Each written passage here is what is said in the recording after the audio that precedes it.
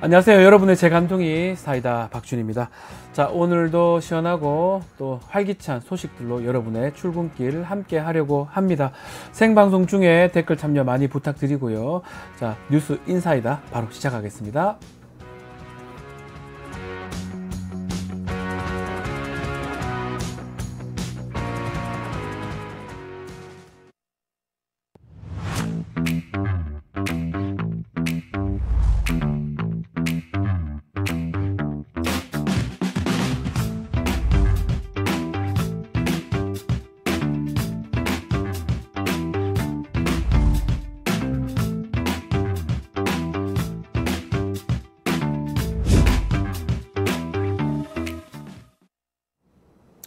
바쁜 아침, 오늘 꼭 알아야 할 뉴스들만 정리해서 전해드리겠습니다. 듣기만 해도 이해가 쏙 뉴스픽. 오늘도 뉴스토마토의 조성은 기자와 함께 하겠습니다. 안녕하세요. 안녕하세요. 네. 자, 안타까운 소식 먼저 좀 전해드려야 될 것 같습니다. 어제 밤입니다. 서울 지하철 1호선 시청역에서 차량이 인도로 돌진하는 바람에 보행자들을 좀 숨지게 하는 사고가 발생했는데요. 자세한 상황 조성원 기자가 좀 설명해 주십시오. 네, 어젯밤 서울 지하철 인근 교차로에서 대형 사고가 발생했습니다. 경찰에 따르면 어제 오후 9시 27분쯤 서울 중구 시청역 12번 출구 근처 교차로에서 검은색 제네시스 차량이 갑자기 인도로 돌진해서 보행자를 9명 숨지게 하고 또 4명이 다치게 했는데요. 소방 당국은 사고 직후에 시청역 1번 출구 앞에서 승용차가 사람 여러 명을 치고 갔다는 신고를 접수하고 곧바로 현장으로 출동했습니다. 사망자 9명은 서울 영등포 장례식장과 국립중앙의료원 외상센터, 신촌 세브란스 병원 그리고 국립중앙의료원 등으로 각각 옮겨졌고 부상자 4명은 서울대병원과 적십자병원으로 이송됐습니다. 네. 경찰은 현장에서 가해 차량을 운전한 70대 A씨의 신병을 확보했는데 체포된 A씨는 급발진을 주장하고 있다고 합니다. 자, 현장 상황 지금 어떻습니까? 어제자 중앙일보 보도에 따르면 네. 사고 발생 직후 차도와 인도를 구분하는 철제 가드레일이 완전히 뽑혀서 아하. 인근 상점에 유리창을 깬 채로 박혀 있었는데요. 네. 이 장면을 목격한 한 목격자가 어떻게 하냐면서 발을 동동 구르면서 계속 울고 있었다고 합니다. 네. 이 현장에 있던 목격자들은 사고 당시 큰 폭발음이 울렸다고 전하고 있는데 인도에는 차에 친 보행자들이 쓰러져 있었고 현장에는 쓰러진 사람들에게 심폐소생술을 시행하기 위해서 소방관이 투입된 상태였습니다. 경찰은 정확한 사고 원인을 조사 중인데요.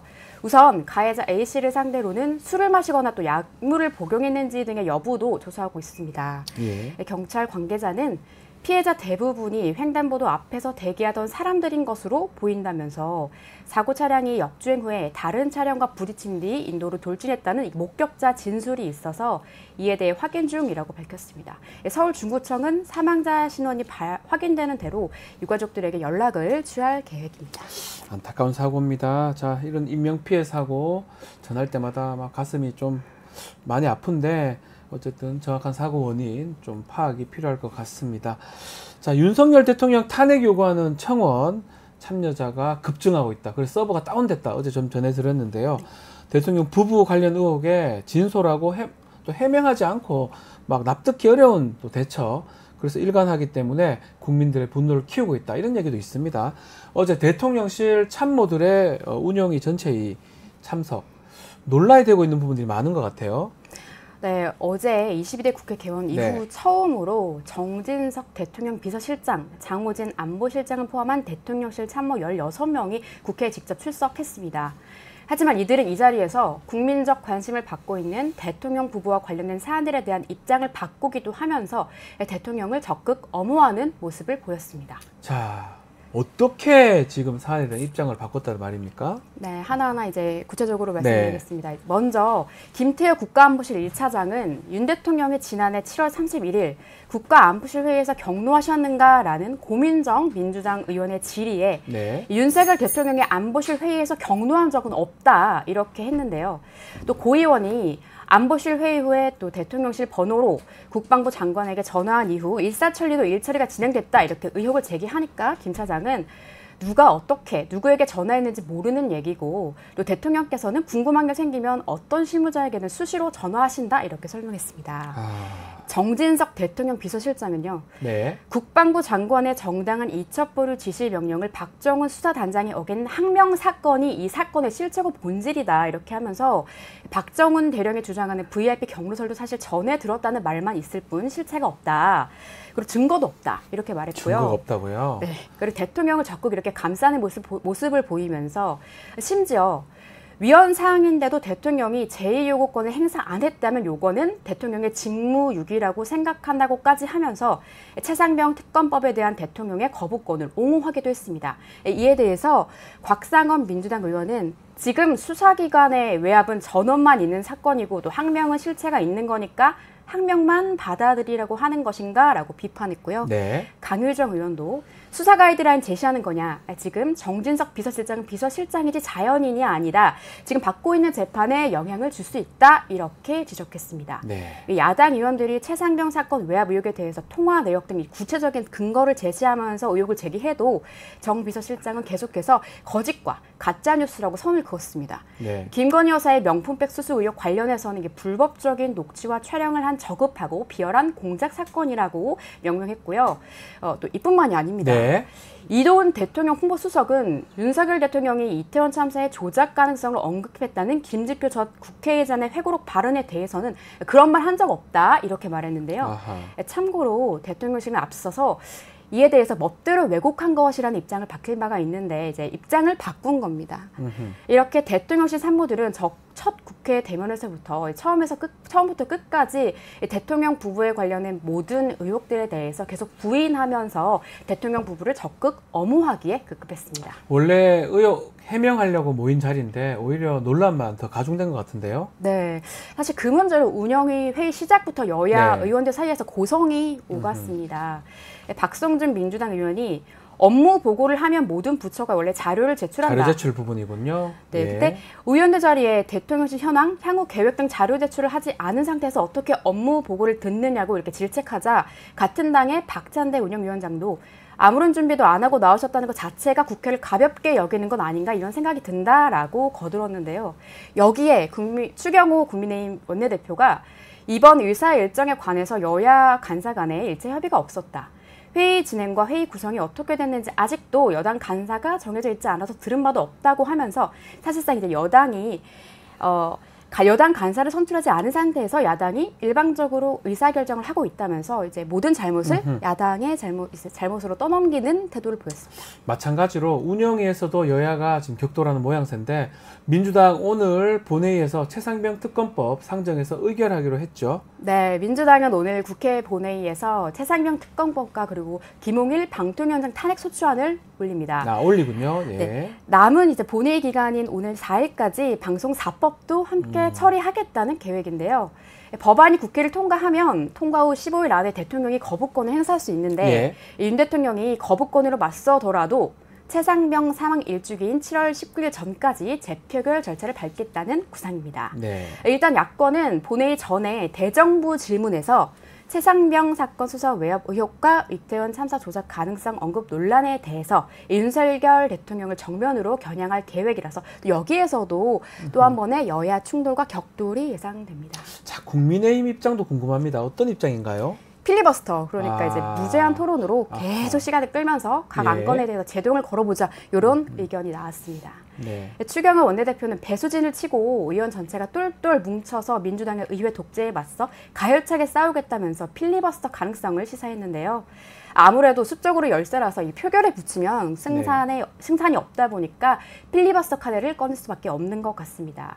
민주당은 국민의힘이 필리버스터에 나서면 토론 종결권을 사용해서 이것을 무력화할 계획인데 국회법상 이 필리버스터가 시작되면 제적의원 3분의 1 이상이 서명으로 종결 동의를 제출할 수 있고 이후 24시간 뒤에는 무기명 투표를 진행해서 제적의원의 5분의 3 이상이 찬성하면 필리버스터가 종료됩니다. 네. 다만 본회의는 오늘 4일까지라서 이렇게 각 법안마다 필리버스터로 제동을 걸면 최상병 특검법 말고는 이제 다른 법안까지 함께 처리하는 건 좀 어려울 것 같습니다.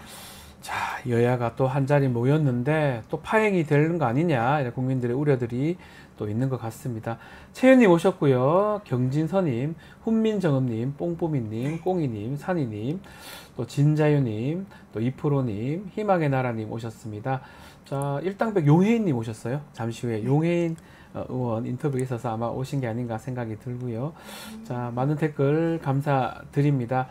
자, 이 가운데 어제 한준호, 김민석 의원이 민주당 최고위원회에 도전하겠다, 이런 의사를 밝혔네요.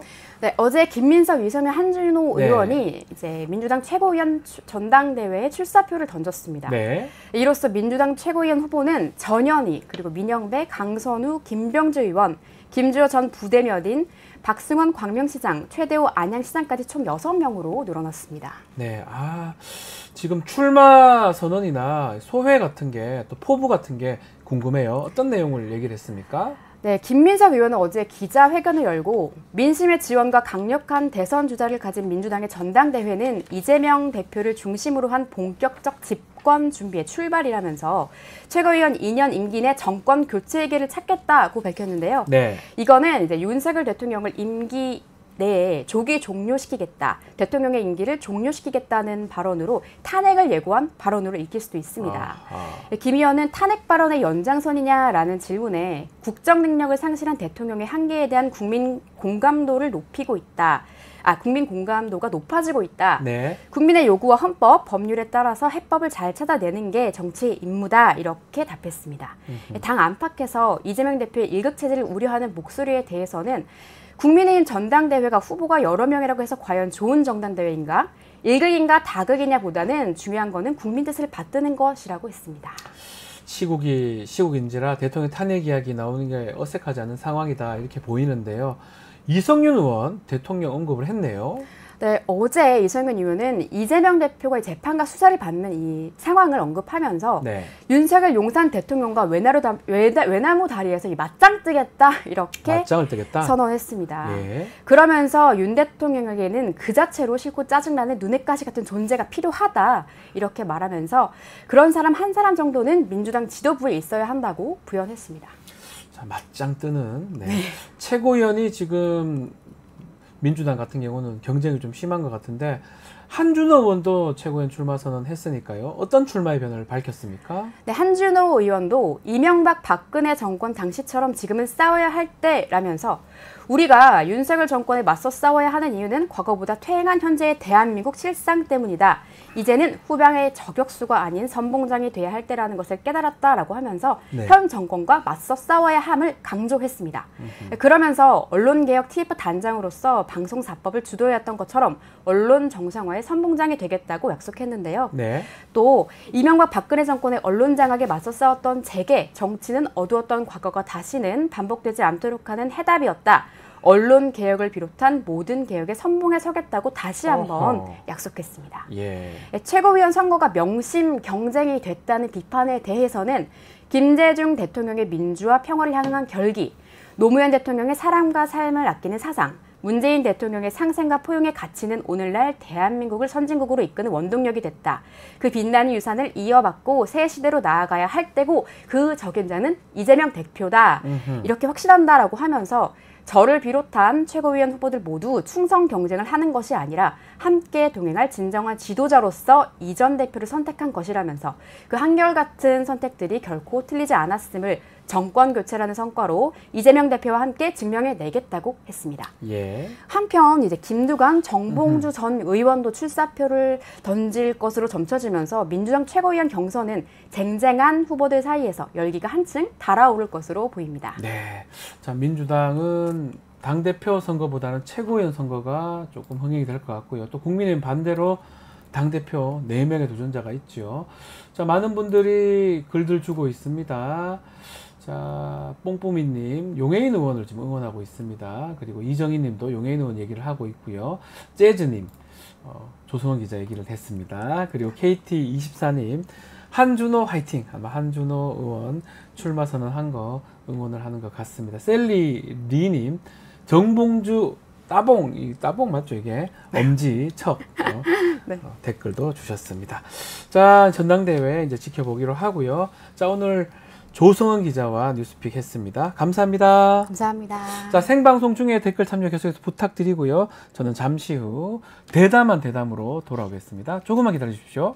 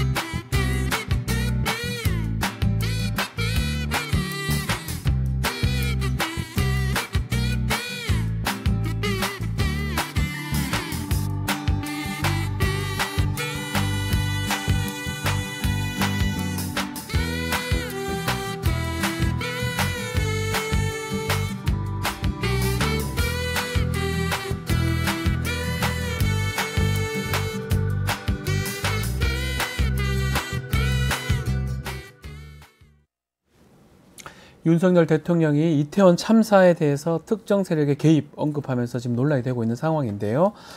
자, 오늘은 특별히 이태원 참사 관련해서 또 문제 해결을 위해서 발벗고 나선 분을 스튜디오에 직접 모셨습니다.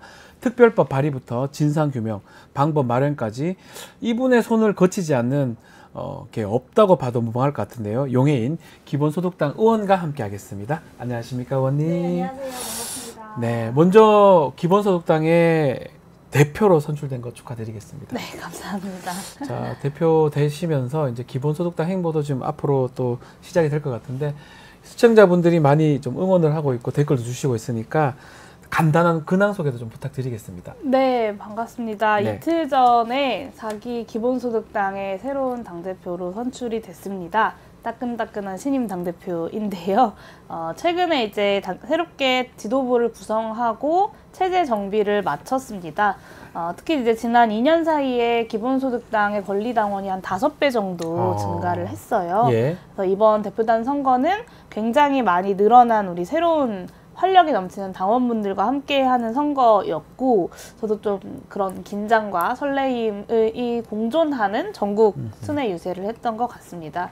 참 많은 당원분들께서 또 투표에 참여해 주시고 또 압도적인 지지로 이제 저를 대표로 선출해 주셨는데요.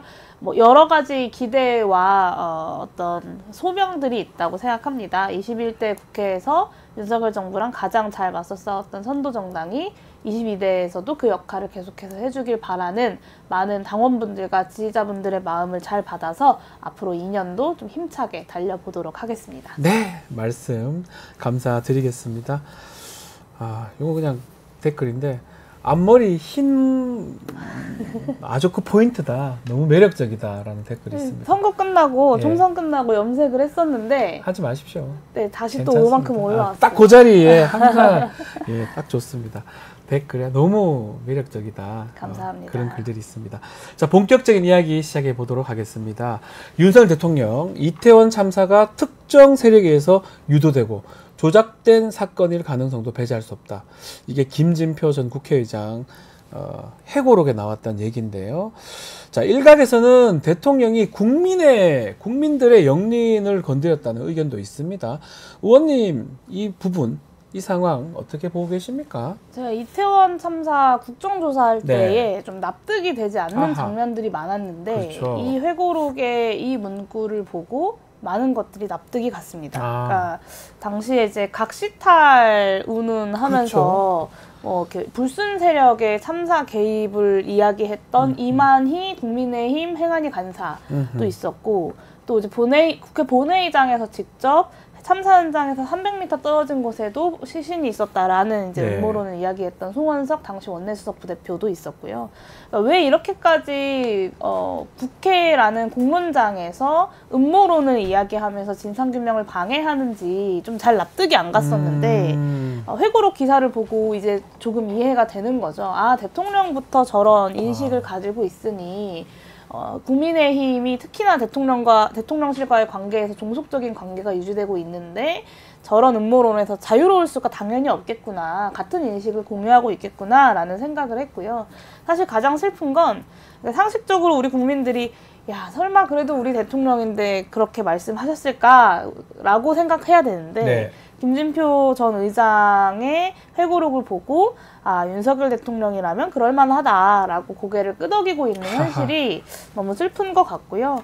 저는 적어도 총선 전까지는 국민들께서 그래도 심판을 한번 받으면 좀 정신 차리고 잘 하겠지라는 일말의 기대를 가지고 계셨을 것 같은데 예. 이제는 그런 변화도 좀 바랄 수 없게 되어버린 상황이지 않은가라는 생각이 듭니다. 그래서 지금 탄핵 국민청원이 80만이 넘었습니다. 그게 접속이 지금 폭주하고 이런 게 서버 또 증설하겠다 얘기도 있는데 이런 어떤 음모론하고도 연관성이 있다고 봐야 됩니까? 저는 이 음모론이 예. 국민들의 좀 영린을 건드린 것이 아닌가라는 생각이 들어요. 그러니까 2년 사이에 대통령의 미천은 다 드러나 버렸고 윤석열 정부에 대한 탄핵 청원이 사실 이게 본인 인증도 해야 하고 그렇죠. 그냥 쉽지 않아요, 하기가. 그냥 간단히 뭘 남기는 예. 것과는 좀 다르거든요. 근데 수시간을 기다려서 직접 본인 인증까지 하고 본인의 어떤 실명으로 탄핵 청원을 한다는 것에 거의 100만에 가까운 국민들이 참여했다는 것은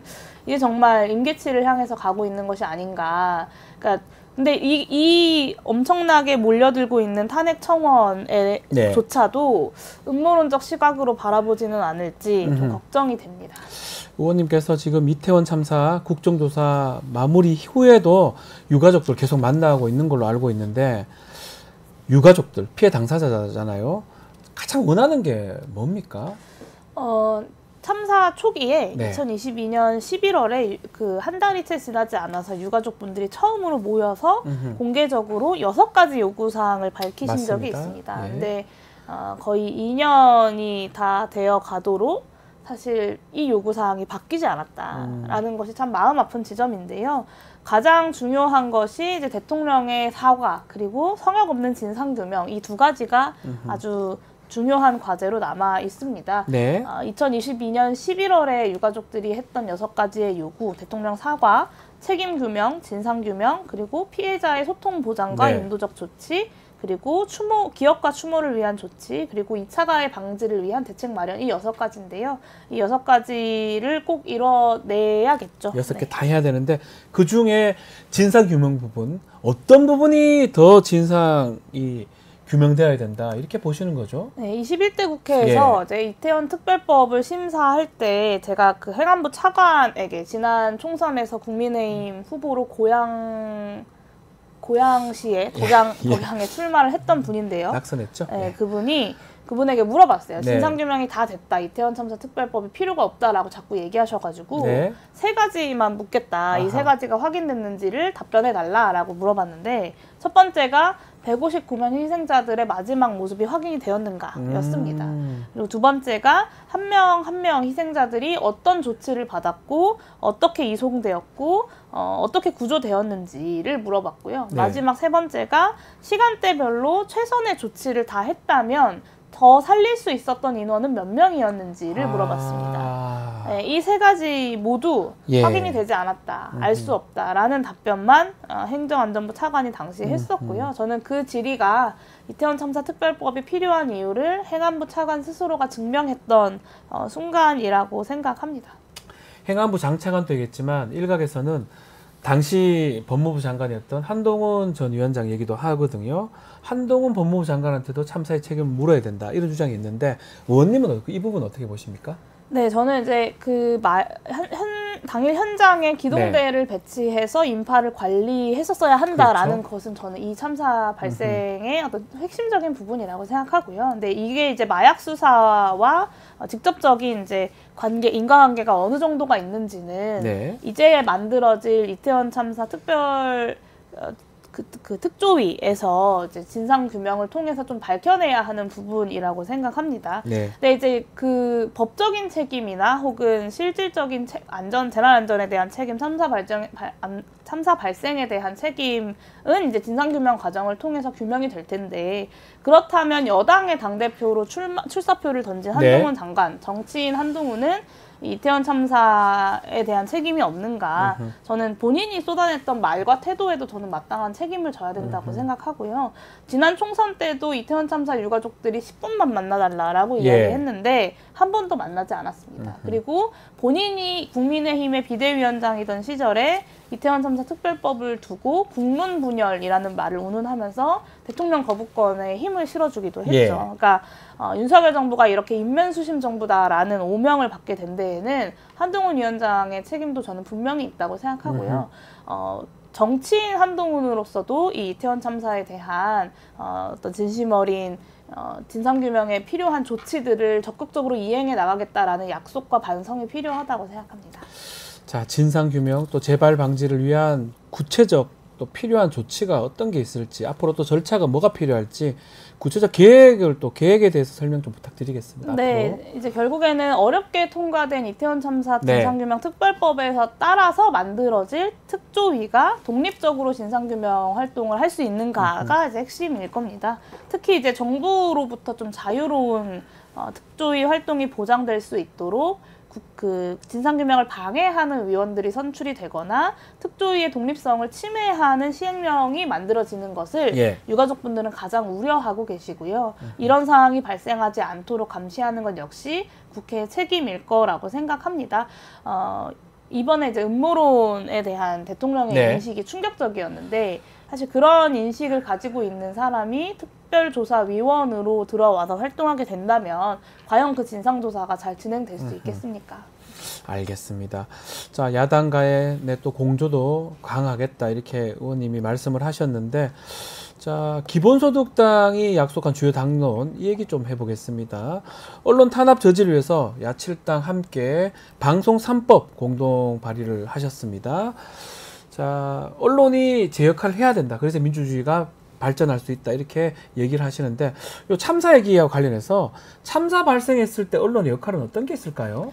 네, 이제 이태원 참사 직후를 돌이켜 보면 참사 현장의 영상이나 어떤 일부 정치인들의 막말들을 고스란히 이제 노출시키는 보도들, 그리고 각시탈 음모론이라거나 아니면 토끼머리띠 남성에 대한 특정 개인의 행위를 참사의 원인으로 확인되지 않았음에도 몰아가는 그런 추측성 보도들이 굉장히 많았습니다.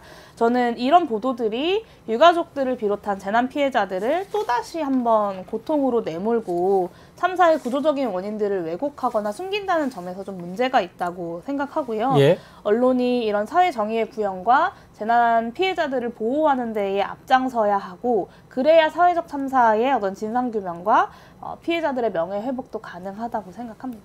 관련 현안 질문도 좀 드려보겠습니다. 자, 방통위가 법원에서 또 국회에서 2명 지금 하는 게 문제가 있다, 위법하다 이렇게 지적을 했음에도 불구하고 결국은 최근에 공영방송 이사 선임 계획을 2사람이 또 의견을 보였습니다. 위원장하고 부위원장하고. 이 부분 어떻게 봐야 됩니까, 의원님? 네, 위법을 계속해서 저지르겠다, 위법 행위를 하겠다라고 한다면 당연히 그에 대한 책임을 물어야 하는 것이고요. 그래서 이제 야당들에서 방통위원장에 대한 탄핵안을 이제 발의를 한 것입니다. 오늘 아침에 보도를 보니까 그 방통위원장이 오늘 사퇴를 한다라는 이제 지난 보도가, 이동관 전 위원장하고 비슷하네요. 네, 조선일보에서 나온 걸 봤는데 저는 뛰어봤자 벼룩이라고 생각하고요. 결국에는 아무리 그렇게 열심히 노력해봤자 탄핵의 근거들만 점점 더 쌓아가고 있는 것이 아닌가라는 생각이 듭니다. 저는 뭐 2인 체제가 위법한 것은 이미 시청자분들 다 알고 계실 거고, 이 자체로 위법이기 때문에 결국에는 이 위법한 의결인 이사 선임조차도 원천적으로 무효일 수밖에 없습니다. 결국에는 그렇기 때문에 이것을 막기 위한 책임을 묻기 위한 이제 탄핵안을 국회가 발의를 한 건데 또 여기에 무책임하게 책임을 회피하고 사퇴해버리는 방식으로 지연 전술을 쓰고 있는 거죠. 저는 방송 3법을 반드시 통과시켜서 네. 공영방송의 민주적이고 독립적인 기반을 만드는 것과 동시에 이렇게 방통위를 위법하게 운영하고 있는 대통령과 방통위원장 그리고 현재 방통위원에 대한 책임도 동시에 물어야 된다고 생각합니다. 대통령의 탄핵 사유이기도 하다 이렇게 보시는 거군요. 그러니까 방송장악의 언론의 자유를 탄압하고 위축시키는 행위 자체 그리고 위법하게 이런 기관을 운영한다는 것 자체가 네. 당연히 탄핵의 사유가 될 수 있겠죠. 자, 지금 야당끼리 또 공조를 많이 하고 있는 상황인데 이 외에도 야당끼리 공조해서 처리할 민생 현안 좀 말씀을 좀 해주시면 좋을 것 같습니다. 현재 추진 중인 계획 같은 게 있을까요? 네, 이제 제가 행정안전위원회에 소속되어 있는데요. 행안이요? 예. 오늘 10시에 이제 행안위 전체 회의가 열립니다. 아하. 이 자리에 그 2024년 민생위기 극복을 위한 특별조치법이 상정이 됩니다. 이 법이 무슨 법이냐면요. 총선 공약이었던 1인당 25만 원의 민생회복 지원금을 실현하기 위한 법안입니다. 네. 더불어민주당의 당론 1호 법안이기도 했고요. 또 저희 기본소득당에도 총선의 연합정치 과정에서 적극적으로 주장했던 내용이기도 합니다. 그래서 이런 민생 회복을 위한 여러 가지 조치들이 야권의 공조로 앞으로도 계속해서 추진될 예정이고요. 민생회복지원금을 시작으로 이제 아동청소년 기본소득 그리고 전국민 햇빛바람연금 선거제도 개혁 이렇게 지난 총선 과정에서 국민들께 함께 약속드렸던 내용들을 네. 거침없이 추진하는 모습들을 보여드리고자 합니다. 기본소득당 기본소득 제도화 아마 이게 가장 앞으로 성과를 내겠다 약속했던 부분이기도 한데 그 중에 아동 기본소득법 말씀하셨거든요. 네. 이거 뭡니까? 아동 기본소득법은 22대 국회 저의 1호 법안이기도 한데요. 예. 18세 미만의 모든 아동들에게 매월 30만 원의 기본소득을 지급하는 내용을 갖고 있는 법안입니다. 예. 그리고 14세 이상의 아동들은 기본소득을 직접 신청할 수 있게 하는 내용을 담고 있기도 합니다. 네. 자, 뭐 기본소득 제도화, 그중에 아동 기본소득법 말씀도 주셨는데 기본소득당이 22대 국회에서 아마 세제의 재분배 이 부분을 좀 신경을 쓰겠다. 또 여기에 방점을 찍고 정책을 추진하겠다. 이렇게 말씀을 하셨는데 세제 재분배 부자 증세에 좀 집중해야 된다. 이런 얘기를 말씀하셨거든요. 이거는 의원님이 주장하는 내용인데 어떤 의미입니까? 네, 이제 부자 증세? 제가 이제 부자 증세에 집중해야 된다라고 말씀드렸던 것은 두 가지 의미인데요. 우선 이제 윤석열 정부 들어서 종합부동산세라거나 부동산 양도소득세, 법인세 등등 해서 이미 그 부자들에 대한 감세를 대규모로 진행을 했습니다. 그래서 이것을 만회하기 위해서라도 그 부자 증세에 집중해야 할 필요가 있고요. 또 하나 강조하고 싶은 것은 대한민국의 어떤 조세와 공적 이전 지출의 소득 재분배 효과가 너무 낮다라는 것입니다. 그러니까 돈을 걷어서 공적으로 이제 이전 지출을 하는데 이것의 이제 재분배 효과가 너무 낮다라는 것인데요. 네. 최근 연도를 기준으로 G7 국가의 소득 재분배 효과, 조세와 공적 이전 지출의 재분배 효과는 평균 34%입니다. 근데 대한민국은 18%에 불과하거든요. 그러니까 G7 국가들의 절반인 거죠. 근데 지금 대한민국이 G7 플러스에 들어간의 만회를 이야기하고 있는 상황에서 절반조차 되지 않는 재분배 효과를 갖고 있다는 점을 말씀드리고요.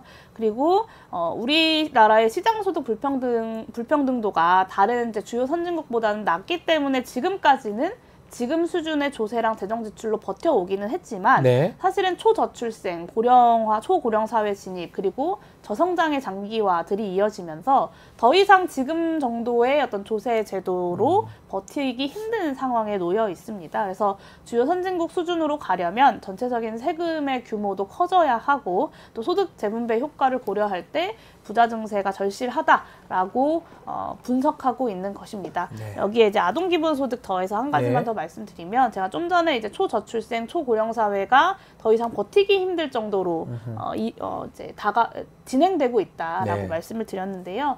아동 기본소득 같은 경우는 이 지금 대한민국의 여러 가지 초저출생을 극복하기 위한 정책들이 사실은 임신과 출산 그리고 한 3세에서 5세 정도의 영유아기에만 네. 집중되어 있습니다.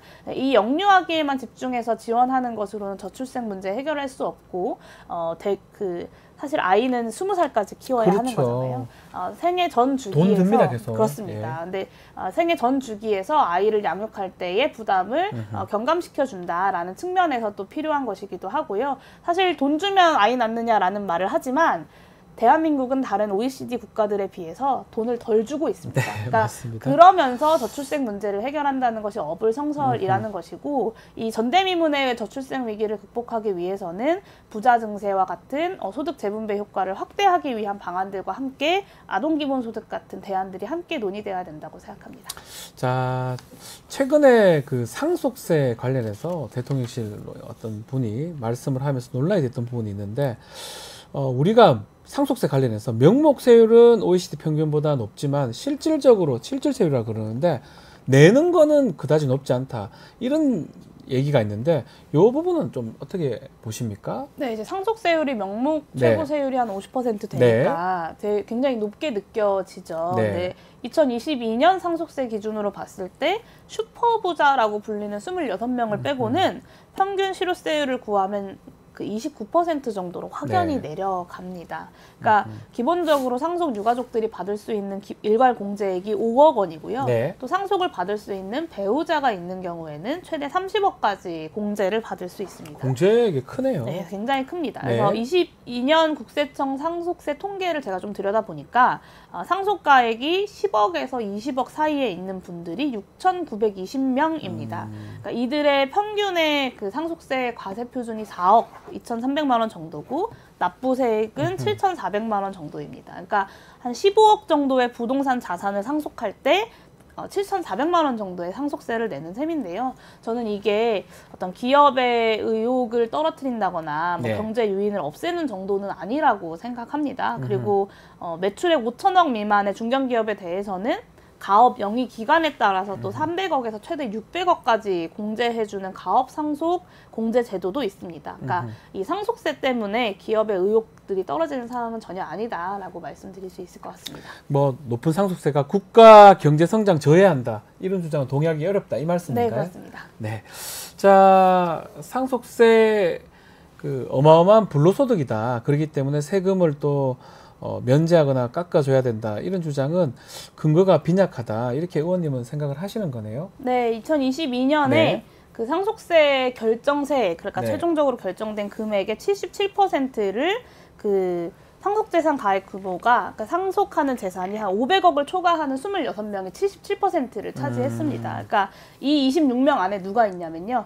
고 이건희 회장의 재산, 그리고 고 김정주 넥슨 회장의 재산, 이런 재벌가들이 속해 있는 겁니다. 그러니까 기업 집단의 지배권을 물려주는 데에 필요한 세금이 이제 이 상속세의 절대액을 차지하고 있다라는 것이고, 사실 대부분의 국민들에게는 그렇게 관련성 없다는 해당이 거죠? 없는 네. 이야기이기도 합니다. 그러니까 자산 가격이 폭등하면서 소득 수준보다 상속세액이 좀 너무 과한 경우도 있을 수는 있는데, 저는 이런 경우라면 이제 공제액을 상향 조정하는 것 정도는 가능하지 않을까라고 생각합니다. 근데 상속세 세율 자체를 낮춰버리면 재벌가들의 상속세 부담이 절반 이하로 떨어지게 되는 것이거든요. 그러니까 재벌가 4세 어떤들의 그룹 지배권 확보가 훨씬 더 용이하게 될 것이라고 생각합니다. 네.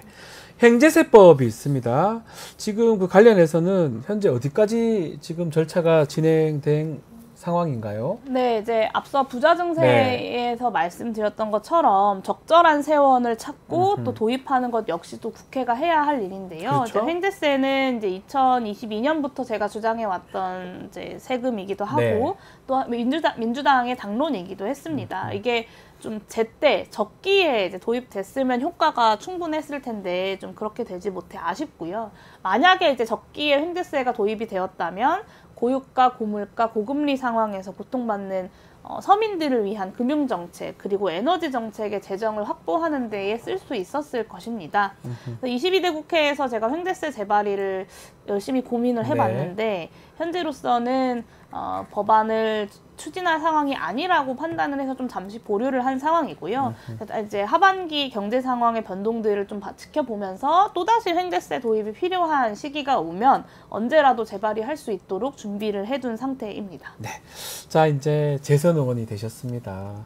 조선 때 사실 많은 분들이 시원해 하시고 댓글에도 용해인 의원 요새 말씀이 조금 줄어들었다 이렇게 하는데 오늘 행안위가 있는 거잖아요. 네. 오늘 행안위에서 뭐 또 등등 앞으로 또 어떤 활동에 또 주력하실지 좀 계획 좀 말씀 부탁드리겠습니다. 네, 제가 21대 후반기에 이어서 22대 전반기에도 행정안전위원회에서 활동을 하겠다라고 마음을 먹었는데요. 네. 행정안전위원회는 국민의 안전과 일상에 직결된 상임위이기도 합니다. 최근에 이제 화성에서 리튬 그렇죠. 배터리 화재 사건이라거나 여러 가지 이제 그 참사들이 반복되고 있는 현실이고 또 7월 15일이면 오송 참사 1주기가 네. 되는데 진상규명은 여전히 더딘 지금의 현실들을 좀 바라보면서 많은 책임감들을 느꼈습니다. 그래서 22대 국회에서도 사회적 참사의 진상규명부터 재난안전의 대비책 마련까지 해야 할 일들을 좀 계속해야겠다라고 생각해서 이제 행정안전위원회에서 일을 하게 되었고요. 21대 국회에서 그랬던 것처럼 소가 밭을 갈듯 우직하게 일하면서 국회가 약속드렸던 여러 가지 소임들을 끝까지 다하겠다는 약속을 드립니다. 최근에 왜 이제 말이 좀 적냐라고 네, 그 많이 얘기들이 물어보시는데 댓글에서도 시원한 사이다 용해인 안 보인다 이런 얘기가 네, 있습니다. 최근에 그래서 이제 제가 질문 드려서 봤어요. 상임위가 많이 안 열리기도 그래서 했고 그렇군요. 또 예. 최근에 언론에 출연할 수 있는 기회가 많지 않아가지고 예. 또 이렇게 많이 이제 보여드리지 못하기도 했는데요. 여러 가지 조건들은 조건들이고 그럼에도 불구하고 많은 국민들께 속 시원한 의정활동 보여드릴 수 있도록 최선을 다하겠다는 약속 드리겠습니다. 자, 끝으로 우리 용해인 의원님 21대도 잘하셨지만 22대 계획이라든지 어떻게 의정 활동할지 또 하고 싶은 말이 또 있으면 또 특별히 하고 싶은 말씀 있으면 부탁 좀 드리겠습니다. 네, 저의 최근의 관심사는 윤석열 대통령 탄핵 청원인데요. 아, 탄핵 청원 그 80만 넘은 거요. 네, 네. 100만을 향해서 달려가고 있습니다. 네. 아마 이제 서버상의 문제가 없었다면 이미 진작에 100만을 넘지 않았을까라는 생각도 해봅니다. 저는 이 들불처럼 번져가는 탄핵 소추 청원을 지켜보면서 더는 후퇴해서는 안 된다. 윤석열 정권을 멈춰 세워야 한다라는 국민들의 절박한 마음을 좀 느낄 수 있었습니다. 그래서 윤석열 정부의 퇴행을 막는 것, 후퇴를 막는 것을 넘어서 이 위기의 시대에 그 대한민국의 비전과 미래를 만들어갈 정책 대안들을 잘 준비해 나가면서 윤석열 정부 국민들이 멈춰 세워달라고 하는 그 명령을 가장 잘 수행하는 정당, 그리고 가장 잘 앞장서서 싸우고 앞에서 수행하는 정당으로 국민들께 기억되고 싶은 마음을 가지고 있고요. 그러기 위해서 최선을 다하겠다라는 약속도 마지막으로 드립니다. 네. 자, 지금까지 용해인 기본소득당 의원과 함께했습니다. 오늘 말씀 감사드립니다. 네, 감사합니다. 네, 고맙습니다.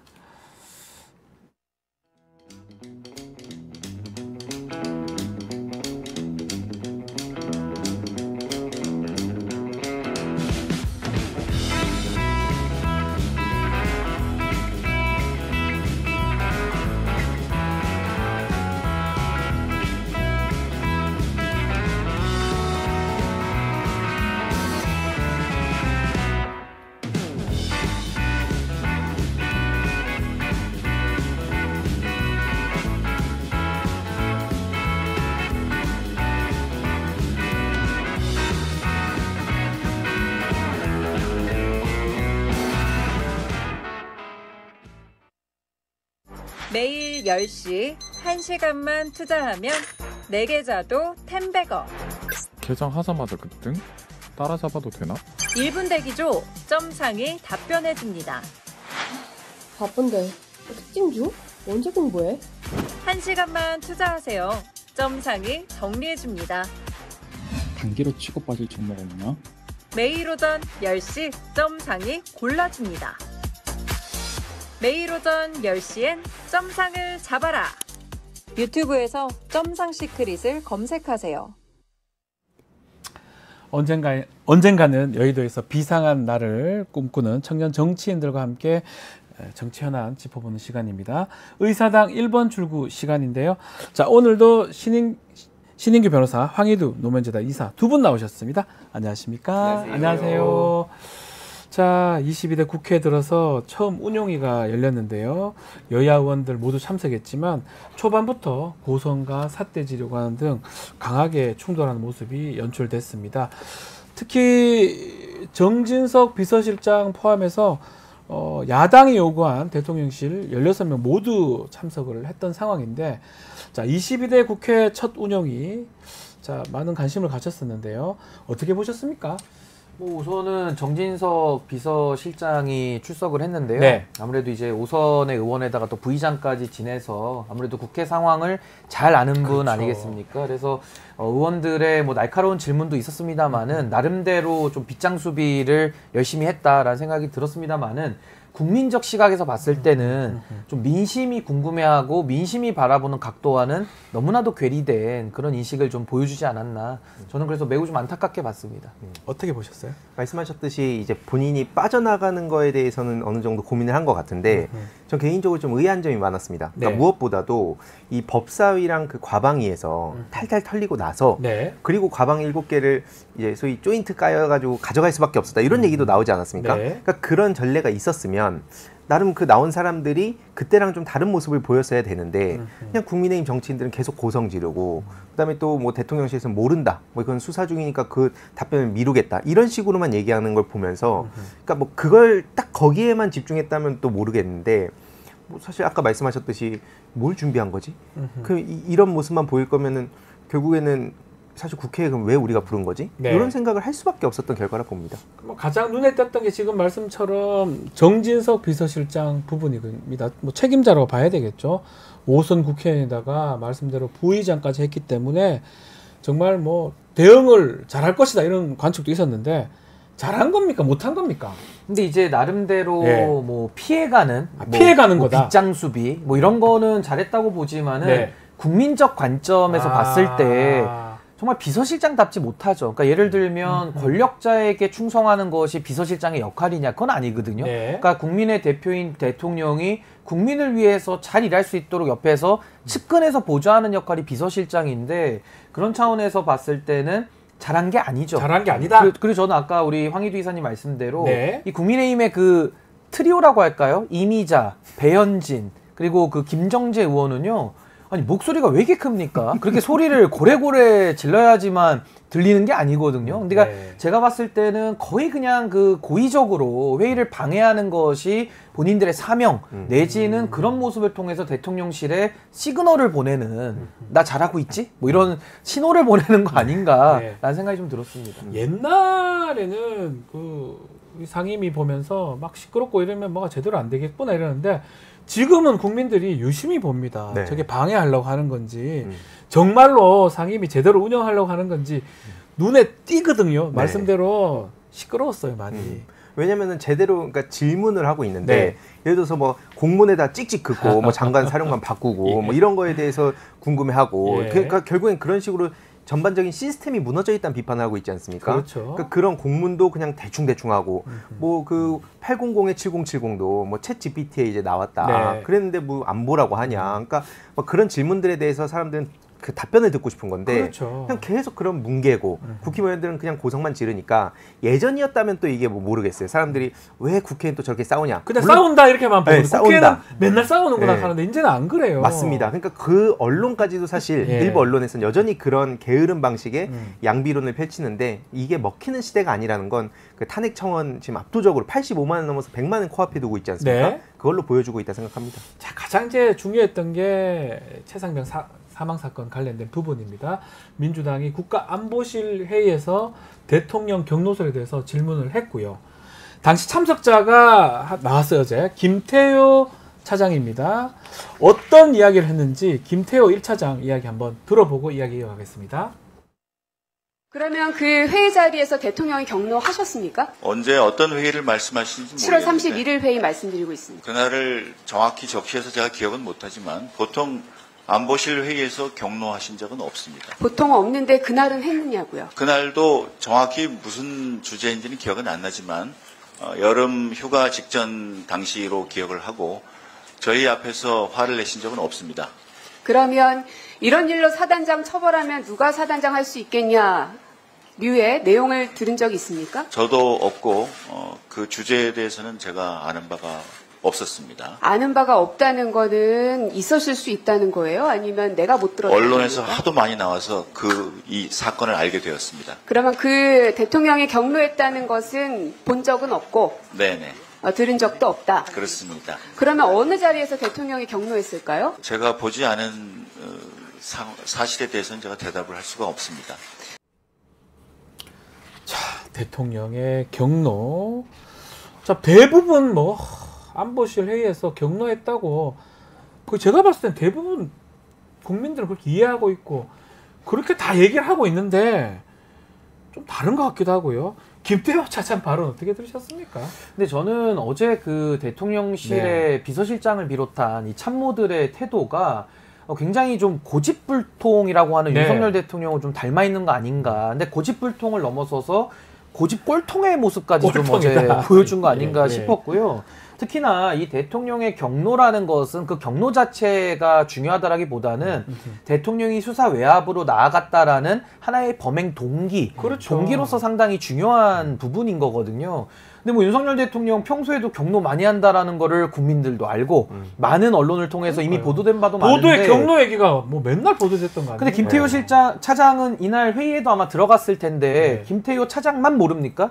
그러니까 저는 참 이런 거에 대해서 뭐 거짓말을 했을 수도 있고요. 아니면은 뭐 정말 뭐 대통령이 경로할 때 본인이 뭐 화장실을 가서 모를 수도 있겠습니다만은 어제 전반적인 태도는 대통령 비서실은 어떻게든 대통령을 감싸고 뭔가 어떤 의혹으로부터 방어하기에만 급급했다라는 인상을 좀 지울 수가 없었습니다. 특히 보면 뭐 이렇게 얘기해요. 뭐 정확히 무슨 주제인지는 뭐 기억이 안 나지만 언론에 하도 많이 나와서 이게 답변입니까? 네. 뭡니까 이게? 그러면 나오지를 말든가. 나오는 건 잘했는데 네. 이게 답변입니까? 그러니까 아까 쭉 저희가 얘기했지만 전반적인 시스템 자체가 붕괴됐다고밖에 볼 수 없고요. 특히 그 윤석열 대통령의 외교 일타강사라는 얘기가 있지 않습니까? 네. 그 나라가 지금 계속 친일 논란이 있고 또 계속 대북 관계에 대해서도 계속 자극적인 강대강대치로만 가는 게 결국 그 이명박 정부 때 대외전략비서관을 했던 김태효 이게 본진이다. 그래서 오죽하면은 군사기밀 유출해서 대법원 최종 유죄를 받고 그리고 2개월 만에 대통령이 사면시켜준 정말 그 친애하고 그 아끼고 사실 누가 더 우위에 있는지 사실 모를 정도입니다. 하는 지금 국정 운영되는 거 보면 그런 사람답게 나와가지고 그냥 대충 얼버무리고 넘어가려 하지만 아까 쭉 저희 얘기했듯이 지금은 이제 그렇게 뭉개고 넘어갈 수 있는 시대가 아니다. 그런 말씀 좀 드리고 싶습니다. 정상적이라면 제가 참모든 그렇다면 메모한 거 자기가 살피기도 하고 그날 무슨 일이 있었는지 7월 31일 날 확인을 해야 될 거 아닙니까? 그래서 국민들한테 지금 소상하게 밝히는 자리잖아요. 그렇다면 그 최소한 그런 고민의 흔적이라도 보여야 되는데 뭐 모르겠는데요. 기억 안 납니다. 뭐 언론에 나왔기 때문에 대충 얘기합니다. 이렇게 답변하는 게 말이 되는 겁니까? 아니 근데 저는 어제 그 답변 태도가 상당히 좀 오만불손할 뿐만 아니라 좀 껄렁껄렁하지 않습니까? 무슨 뭐 마치 무슨 시정자배들 나와가지고 시비 걸듯이 답변 태도도 굉장히 불손했는데 저는 그 우리 헌법 8조에 보면 그 공무원은 국민 전체에 대한 봉사자라고 되어 있습니다. 결국 우리 김태효 차장에 대해서도 월급을 윤석열 대통령이 주는 게 아니거든요. 국민이 주는 겁니다. 국민이 주는 겁니다. 국민의 세금으로. 그리고 국민의 대표인 대통령을 잘 보좌하라고. 그럼 그게 대통령의 심기를 경호하라고 하는 것이 아니라 국민 입장에서 대통령이 잘못 가고 있을 때는 자기 직을 걸고 직원도 하는 거거든요. 맞습니다. 근데 그런 공직자의 태도는 정말 일도 찾아볼 수가 없었다. 그러니까 왜 저 자리에 있는지는 이해가 매우 어렵습니다. 참 이해할 수 없는 부분이라고 짚어주셨는데 일본에서 차세대 지도자로 꼽는 사람이라잖아요. 이 사람이요? 진짜 걱정. 그러니까 저들이 계속 얘기하지만 무슨 보수의 가치를 지킨다는 건지 모르겠어요. 안보 무너지고 외교 무너지고 전체적으로 다 무너지고 있는데 오죽하면은 이게 부끄러워야 될 게 뭐냐면 보수 정당이라며요. 근데 당당하게 존경한다고 물론 요즘 뭐 이승만 전 대통령 얘기하긴 하지만 제대로 당당하게 내가 이런 우리 대통령의 가치와 철학을 이어가겠다라고 할 수 있는 사람이 없지 않습니까? 막 범죄자 돼가지고 C가 막 붙고 있고 그러니까 그런 정당에서 무슨 보수의 가치 운운하는지도 모르겠고 우리 앞에 있는 신인규 변호사님 같은 이런 분들이 보수의 정치인이 돼야 우리나라가 지금처럼 걱정하진 않겠다 뭐 이런 생각이 듭니다. 제대로 된 보수 그 말씀을 주신 걸로 이해가 됩니다. 자 그리고 또 이도훈 대통령실 홍보수석 운영이 어제 참석을 해서 이태원 참사 조작 가능성 언급한 김진표 전 의장의 해고로 관련해서 그런 내용 얘기한 적 없다 이렇게 얘기를 했습니다. 이 부분 어떻게 봐야 됩니까? 근데 지금 뭐 약간 진실공방처럼 돼가는 분위기긴 한데요. 네. 결국에는 김진표 국회의장을 지낸 분 아니겠습니까? 그렇죠. 이분이 회고록을 통해 가지고 윤석열 대통령에 대한 이야기를 써놓은 건데 뭐 내용 자체가 저는 뭐 그렇게 특기할 만한 것도 아니에요. 네. 윤석열 대통령이 이태원 참사 당시에 뭔가 이렇게 좀 극우적인 유튜브를 통해서 어떤 의사결정을 한다라는 의혹인데 네. 지금 보시면은 이 정부에서 극우 유튜버 출신들이 내각에 얼마나 들어가 있습니까? 네. 뭐 김영호 통일부 장관, 또 김채환 인재개발 원장, 또 거기다 따따붙다 진행했던 분들도 지금 다 뭐 앵커로도 가고 앵커 하니까 또 네, 연결되시네요. 그리고 뭐 코바코 사장으로 낙점돼서 검토 중이다. 뭐 언론 보도가 쏟아지고 있지 않습니까? 네. 그리고 뭐 취임식에도 초대받아 갔고요. 네. 그러니까 이런 상황 속에서 그냥 김진표 의장의 말씀은 하나의 그냥 보강 증거에 불과한 사안인데 뭐 거기에 대해서 국민들이 저는 다 올바르게 지금 보고 계신다라는 생각이 들고 결국 이태원 참사 핵심이 뭡니까? 주된 책임 방송이 중단됐습니다. 자, 의사당 1번 출구 계속해서 진행을 하겠습니다. 자, 오늘부터 대정부 질문 지금 진행이 됩니다. 아마 사흘간 진행될 예정인데 첫날이 정치, 안보, 외교고요. 내일 경제, 3일차는 교육, 사회, 문화입니다.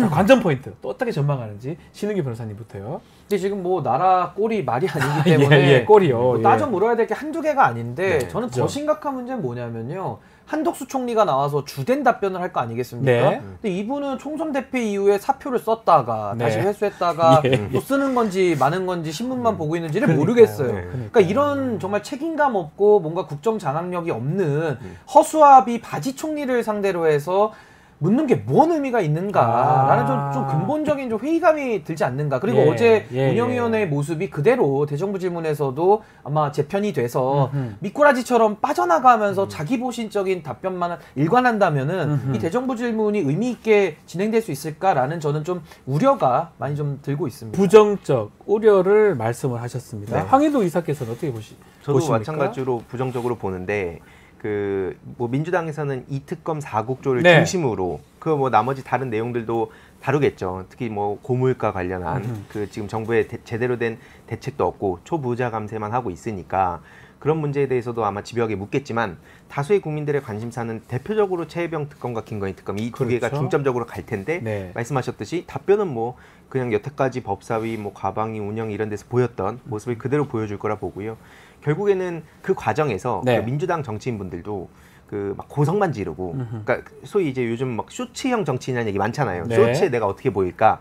여기에 집중하기보다는 이제 막 민주당 정치인들 중에 날카롭게 질문을 해서 좀 좋은 선순환할 수 있는 그런 쇼츠를 뽑아내신 분들 많잖아요. 그래서 그런 분들 쪽처럼 거기에 집중했으면 좋겠다는 생각이 개인적으로 듭니다. 조금 예리하게 좀 질문을 해달라. 예. 괜히 좀 화내서 쇼츠만 뽑지 마라. 예. 그렇게 이제 이해가 되는데. 예. 자, 야권에서는 대정부 질문 이 기간 동안 특검법, 또 방송사법, 그리고 그 김홍일 방통위원장 탄핵 소추안까지 의결시키겠다, 통과시키겠다는 입장인데, 통상적으로는 대정부 질문할 때는 이런 법안 처리는 하지 않는 게 관행이라고 합니다.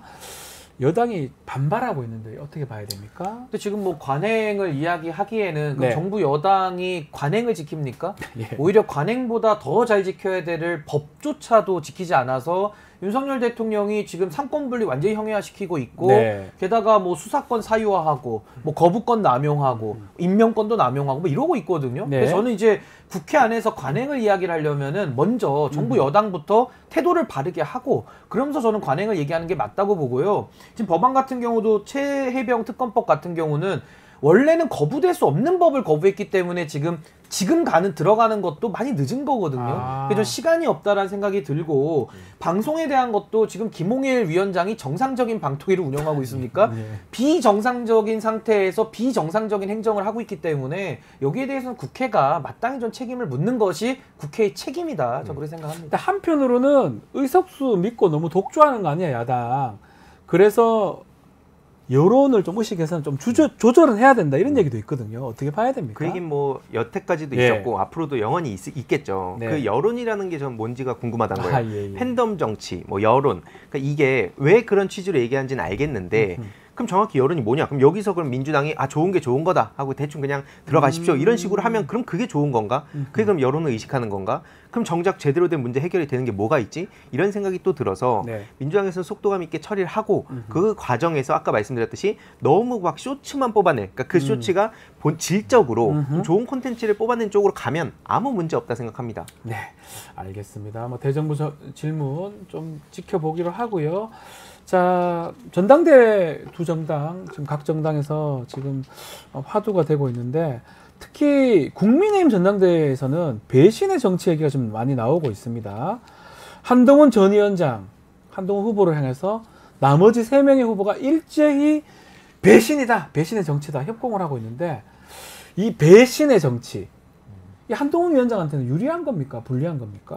근데 저는 뭐 유불리를 일단 따지기에 앞서서 이 배신자 논란이 또 나오고 있는데 이 배신이라는 개념 자체를 좀 정리를 해야 될 것 같아요. 그러니까 지금 국민의힘에서 가장 나타나는 문제점이 뭐냐면은 배신의 기준을 윤석열이라고 하는 자연인을 놓고 친소관계로서 배신을 논하니까 그냥 뭐 하고 있나 싶은 국민들의 그런 비판을 좀 당할 수밖에 없는 거고 진짜 배신이라 그러면은 민심을 저버린 정치 이게 국민을 그러니까 권한을 위임해준 국민을 배반하는 정치거든요.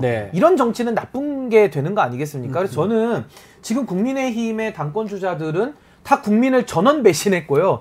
다 전원 심판 대상이에요. 제가 볼 때는. 근데 그 심판 대상자들끼리 윤석열 대통령을 놓고 누가 더 친해, 누가 밥 안 먹어 이런 걸 가지고서 배신을 논하고 있기 때문에 그냥 논제 자체가 매우 한심한데 그 안에서는 그나마 한동훈 후보가 지금 현재 대세론을 이루고 있는 거기 때문에 얼마만큼 그 대세론을 유지하느냐 그 정도만 관전 포인트 아닐까. 별로 저는 국민들이 관심 없을 것 같아요. 그 예전에도 뭐 배신의 정치 유승민 전 의원이 기억이 나는데 이 배신의 정치 프레임 국민의힘 전당대회 변수로서 크게 작용을 할까요? 어떻게 보십니까? 그게 뭐 지금까지는 그 나름 먹힌다고 생각을 해서 해왔던 것 같은데 뭐 말씀하셨듯이 사실 이미 너무 진부하기도 하고 사실 배신의 정치 얘기할 거면 저는 오히려 대통령한테 가장 먼저 그 물어봐야 되지 않을까. 오히려 박근혜 내가 넣었다 뭐 이런 얘기도 나왔다고 하고 배신의 아이콘이 돼버렸는데 그거에 대해서는 다들 모른 척하고 있다는 게 저는 개인적으로 의아합니다. 네, 자 국민의힘 전당대회 좀 말은 좀 가려야 되는 거 아니냐 이런 얘기들을 하고 있는데 학폭 피해자 가해자 얘기가 나오고 있습니다. 한동훈 전 위원장이 나경원 의원한테 학폭 피해자에서 가해자가 된 것 같다 이런 발언, 이런 비유. 어떻게 봐야 됩니까? 그러니까 좀 유치한 말싸움 같은 느낌을 지울 수가 없고요. 그리고 더 하나를 꼽자면은 비유도 상당히 정확하지도 않아요. 갑자기 여기서 무슨 뭐 학폭이 나와가지고 뭐 가해자 피해자 바뀌었다라는 게 좀 공감이 되는 비유여야 이게 소통이 가능한데 뭔 얘기하고 있는가 싶은 생각이 들고 그냥 한동훈 후보는 당 내에서는 나름대로 뭐 비윤인지 반윤인지 뭐 그것도 신용만 하는 건지는 모르겠습니다만은 민심을 많이 얘기하고 있습니다. 근데 국민들 보시기에는 아니 그렇게 민심을 쫓는다면서 왜 최혜병 특검에 대해서도 단서를 많이 달고 있습니까? 그러니까 민심을 쫓겠다라고 말은 하지만 정작 민심을 쫓을 마음이 없는 거거든요. 그러니까 이런 식의 위선적이고 이율배반적인 태도를 갖고 있다 보니까 그게 당 내에서는 뭐 이미지 메이킹이 돼가지고 일부 효과가 있을지는 모르겠습니다만은 결국 한동훈 후보가 대표가 되더라도 민심을 쫓는 당대표가 아닌 거예요. 그러니까 국민들 입장에서는 또 한 번의 양두구육을 또 지켜봐야 된다. 그러니까 이 끝없는 양두구육 당을 어떻게 처리하느냐. 아마 국민들은 이걸 놓고 논의를 하지 않을까라는 생각이 좀 듭니다. 말씀대로 선거에 졌지 않습니까? 대패를 했다고 봐야 되는데 이 선거 패배 후유증도 국민의힘 못 벗어나는 상황에서 전당대회 하면서 지금 뭔가 분열되는 모습. 이게 오히려 전대 후유증까지 앓게 되면 더 위기가 되는 거 아닙니까? 네, 그렇게 생각하는데 개인적으로 좀 무서웠던 게 뭐냐면 어떤 거죠? 언론에서 작정하고 뭐 한동훈 씨가 그 반윤이다라는 식으로 몇 바퀴 도니까 마치 진짜 그렇게 된 것처럼 또 그 사실이 돼버리거든요. 그러니까 저는 이게 진짜 무서웠어요.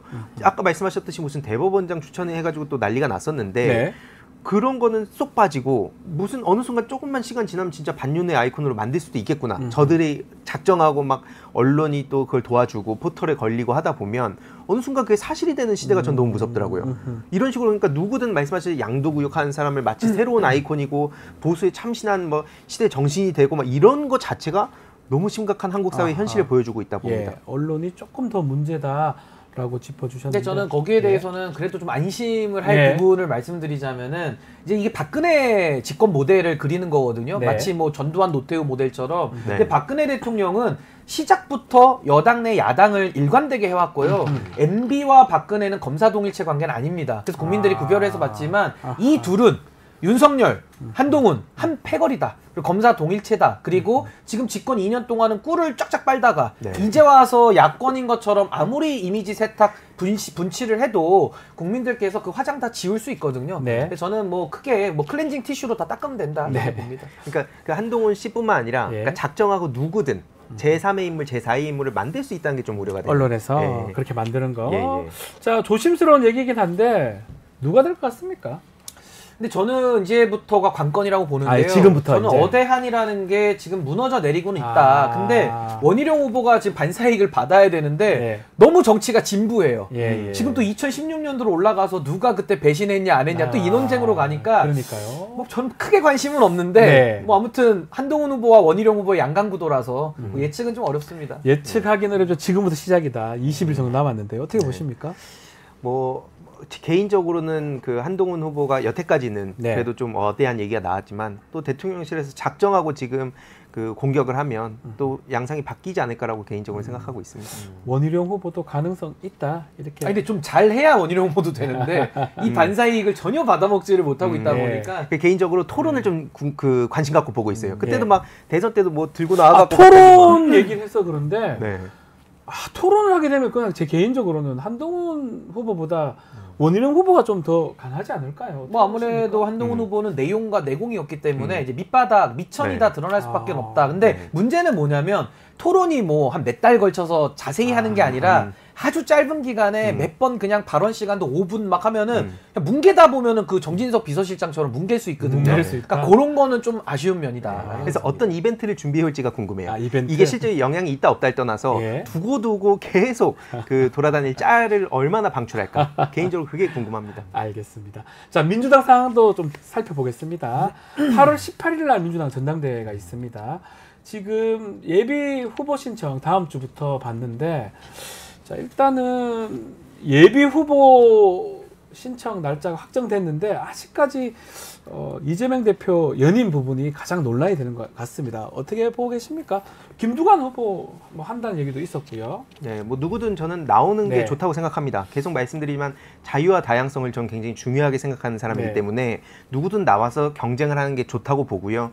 그런 차원에서 지금 이재명 대표님은 개인적으로는 연임 안 하는 게 더 낫겠지만 어쨌든 지금 뭐 전반적인 대한민국 상황을 봤을 때 고민을 하고 이런 결론을 내린 거다라고 얘기를 하신 만큼 뭐 기본 사회에 대한 구상 그거랑 이제 현 정부에 대한 견제 큰 틀에서는 이제 그걸 준비해서 나오시지 않을까. 그리고 그거에 대해서 지금 뭐 국민의힘처럼 뭐 친명이냐 반명이냐 이런 걸로 싸울 게 아니라 그 가치에 대해서 그럼 지금 기본 사회에 대한 그 구상에 난 생각이 좀 다르다. 다른 길을 제시하고 싶다 하는 논쟁이 되면 저는 훨씬 더 민주당이 다수의 공감을 얻을 수 있다 봅니다. 자, 뭐 아마도 이번 주 아니면 뭐 조만간에 연임 입장도 밝힐 걸로 보는데 일극체제 얘기하잖아요. 비판이 좀 많잖아요. 부담도 클 것 같아요. 어떤 메시지 혹시 예상합니까? 그러니까 저는 뭐 이재명 대표가 연임에 대해서 저는 뭐 마음을 좀 굳히고 있는 거 아닌가라는 생각이 드는데 이 전당대회라는 것이 사실은 다양한 노선을 가진 정당의 제 세력들이 나와서 경쟁도 하지만은